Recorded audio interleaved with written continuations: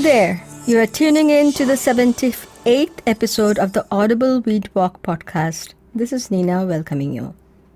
So Happy New Year, everybody, once again. Yesterday was Puthandu, Tamil New Year, and today is Poila Boishakh, which is the Bengali New Year. So, have you noticed, every year, between 13th and 15th April, we have several New Years. New Year for Odisha, Assam, Bengal, Tamil Nadu, Punjab, etc. And then a few weeks before that, we have Ugadi, Gudi Padwa, and there are, other New Years in different other times. There is, New Year in Ladakh in a different time, Kashmir, Gujarat. Then certain communities in Sikkim have different New Years in different times.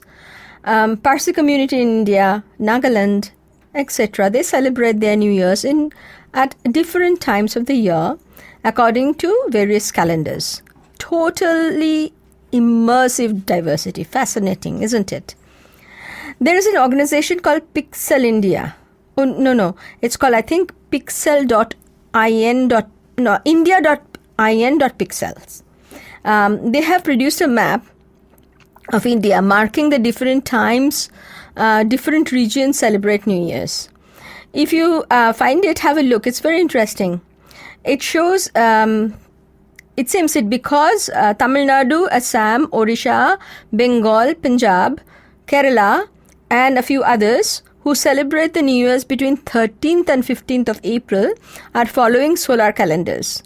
Whereas Maharashtra, Karnataka,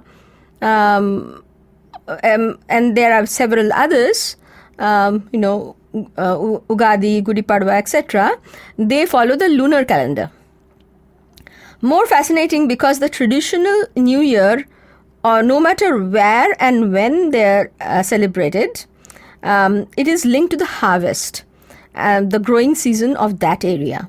So it is always a good celebration of abundance, of preparing for the next growing season, a celebration of hope. And also, since the majority of in India celebrates close to the beginning of the summer month, seasonality of food, which is what is good in that season, what is healthy, etc., through the traditional food kicks in. Those recommendation kicks in. The food tradition also vastly differs. I say more diversity the better, no? But then there are similarities. In Ugadi, which is from Karnataka, which is celebrated in Karnataka, and Puthandu, which is celebrated in Tamil Nadu, neem flower is an integral part of the traditional food for the celebration. Neem flower, raw mango, and jaggery. Sweet is also recommended in this seasonal tradition as we prepare for the mercury to rise more. Bengal, on the other hand, which has recommendations for bitters every day in daily diet, there is no recommendation for that particular day per se. Neem flower is recommended when in bloom. A bitter one is recommended because that's normal. But of course, sweets, that comes in many shapes and forms. I will actually talk about a little more about the food traditions for the New Year celebration in Bengal, because in one of my previous podcasts, I had in details about the New Year food celebration for Tamil Nadu, which is in podcast number 37, if you want to catch up on that. But, in Bengal, the food, the sweets which is produced or made at this time of the year for New Year is a little uncharacteristic of the other sweets. It's not milk sweet. It's actually a dry sweet because it is widely distributed. Why widely distributed? Because the New Year is also clubbed with the new traditional financial year. It is called Hal Khata. That's the traditional year ending and the year beginning with the New Year. It's kind of funny, isn't it, how the financial calendars also across the globe, definitely within India, but across the globe, aligned close to end of March to April 15th. April 15th, by the way, is the tax day in the USA. Who knows, maybe they are also originally set to the harvest in the northern hemisphere and ability of the people to pay the seasons that would, the seasons that, people will have enough to pay.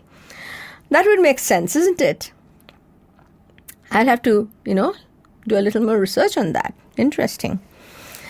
I'm clearly digressing. Let me get back to Poila Boishakh or Noboborsho. How New Year's are, it's called in Bengal. It's Poila Boishakh, which means the first day of the month of Boishakh, which is for the summer month. Or Noboborsho means New Year. No, I could not find a single set of recommendation of food for the New Year celebration in Bengal. Usually there are a lot of eating and picnic and music and fair. Mela, which is called, there are several kinds of Boishakhi Mela, which used to be as kids the main attraction, going to this fair. And this is for going to this fair, the only time you used to get a little, pocket money from the family also. So there were different adults who used to give some pocket money, and we used to gather that up and go to the fair. And so that was, hugely attractive. Different parts of India have, traveling, different parts of Bengal have traveling singers visiting and performing at this time. In Shantiniketan, Tagore had started the practice of Prabhat Feri, which literally means morning rounds, where young and adults wear nice dresses, wear flowers, dress up a bit, and sing Tagore songs and dances on the street, almost like a procession. I delved into the food part and found that 3 different traditions could be found. In East Bengal, where my mother remembers how it was, that was given and offered, what was given and offered were dry food. Makes totally sense given the heat of the season. Dry food like puffed rice, popped rice, jaggery as sweets, etc. Tradition 2 is not just for the day, but it's a kind of beginning of the food type for the season. It is the fermented rice gruel. Fermented overnight, it is cooling, rich with nutrients and probiotic. It is eaten with raw green mango chutney, green chilies, and some fritters. This is called pantha in Bengal. Similar but more elaborate form of this called poita bhat in Odisha, which is very tasty and wonderful also. It seems that this particular tradition of eating pantha bhat was more amongst the farmers and amongst people who were, working in the field. I have seen the celebration in Bangladesh right now has pantha shown in the, as one of the main food for the new year. So it must be, continuing that way. Tradition number 3, which is in West Bengal, there are 2 items were recommended for the day. One is called shukto, which is, totally a feel-good, mildly bitter curry. A hugely favorite in other times also, but this is the time it was definitely recommended. It is made with seasonal vegetables. In this season, it is made with tubers like yam, sweet potatoes, and vegetables like vegetables like pumpkin, green papaya, flat beans, which is also found in abundance at this season, cooked in mustard and poppy seed sauce. I read somewhere the use of poppy seeds in food started or became popular in Bengal when the British started trading opium with China. Intriguing, isn't it? Poppy seeds were not traded, so they were available in plenty, and someone enterprising must have started using it. It's very tasty. But today, wherever it is used as food, and definitely in Bengal, it is a highly prized spice. Poppy seeds have a unique character. If you soak them first and then make a paste prior to adding to the food, it has a cooling effect. The Indian traditional food always has a cooling and a heating properties. So it has a cooling property. It gives the cooling property.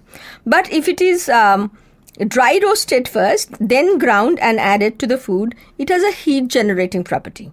Hence, it is used both in summer, and if it is used in summer, it's first soaked and then made ground. If it is used in winter, for making the same food, it is dry roasted first and then ground and added. By the way, I didn't know about this before. I knew that there are two types of using it and wondered why. I thought, okay, one can use it as per convenience. I only read it recently of this, different properties for which it is treated differently. The other recommended item, which I found as part of the food tradition of New Year celebration in West Bengal, and yes, it's a weedy plant.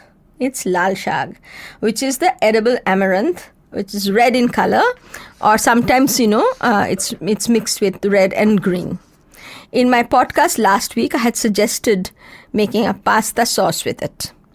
In Bengal, traditionally, it is stir-fried with potato or without, sometimes with lentil dumplings with really mildly spiced with whole spices. The reason is they are abundant now. They are abundant now wherever you are in India.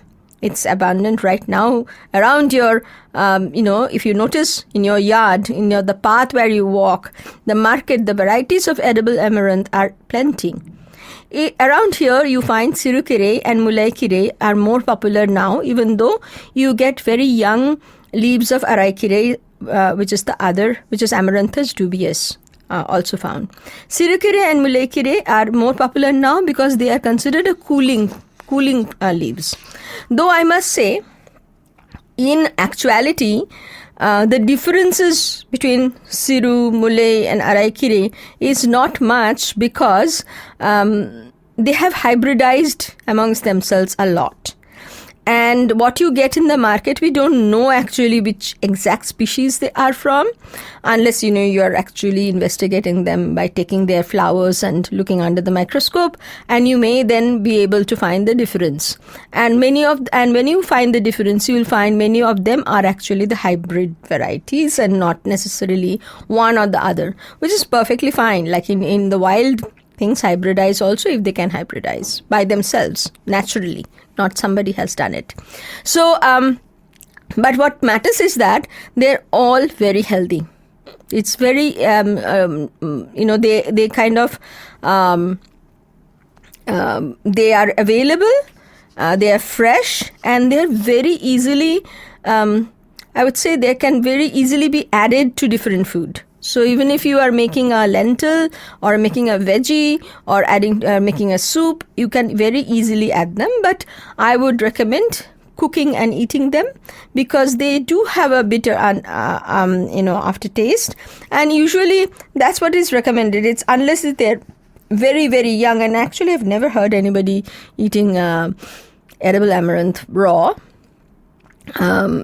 You can eat alternanthera, which is the ponnangani, which is from the same family. You can eat them raw sometimes when they're young. But edible amaranth is usually cooked and eaten. And it's better that way because it must get rid of some anti-nutrients and makes the available nutrient to the body better. It makes it more available. The untimely rain now has helped the weedy plants. We have a second abundance of several weedy plants which kind of, checked out for the season. They were there and then you couldn't find them anymore and you could find them dry and limpy. Suddenly, they're up again. There's shiny bush, which is Peperomia pellucida, wild ivy gourd, Coccinea grandis, that has come up again. Young and fresh leaves. Use them. Peperomia can be eaten raw. But young ivy gourd leaves too can be eaten raw and added to the salad. They can actually be very sweet and wonderful. But if you don't do that, you can easily add them into soup, lentils as well. Very easy to cook them. I see that there's a lot of Acastacia gangetica or the gangetic primrose plants. The flowers have reduced. But the leaves are there in plenty, and after this rain, they have again produce a lot of fresh leaves. They are sprouting right now and are easily available. Nature is our only source of well-being. It is also immensely giving. When you honor and eat what nature is offering you locally, seasonally, and without effort, I feel they are the best. I can be biased. We embody their resilience, their life force, when we carefully pick and incorporate them in our diet. I wish you all a continued or renewed connection with nature in this new year. With that, I end today. I will see you next week. Until then, stay well and stay safe.